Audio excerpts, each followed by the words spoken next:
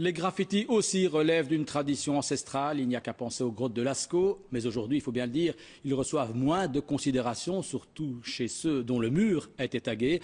Pourtant, on ne peut pas les réduire à du vandalisme. Il y a parmi les graffeurs de véritables artistes et leurs œuvres, puisqu'on peut les appeler ainsi, trouvent leur place dans les musées ou les galeries, voire même dans nos maisons. Pauline Chavot.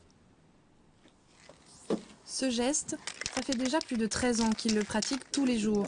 Barreau est graffeur.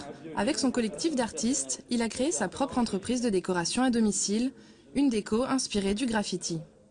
Le but de l'entreprise, c'est de proposer aux gens de la décoration, aux gens, aux entreprises, aux communes, etc. De la décoration post-graffiti, donc issue du graffiti, travaillée au spray, dans le but décoratif et dans le but de mettre en valeur un mur, de tout ce qui est en rapport avec la décoration au final. De plus en plus de graffeurs proposent leurs services à domicile.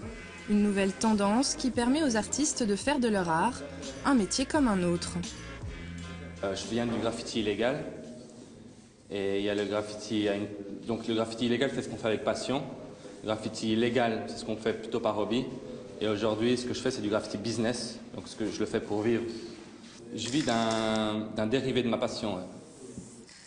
Les techniques varient d'une commande à l'autre. Certains clients imposent leur choix, d'autres lui laissent carte blanche. Vient alors le moment de la découverte, comme ici dans cette nouvelle salle de jeu. C'est ce que je cherchais, voilà. Mes gamins vont grandir et ils vont trouver ça. Déjà qu'ils le trouvent super maintenant. Loïc, viens ici. Alors, on veut savoir ton avis. Oui, c'est très beau. T'es content? Oui, très content. Le graffiti à domicile peine encore à trouver son public. Les stéréotypes persistent. Certains sont encore réticents par rapport au prix.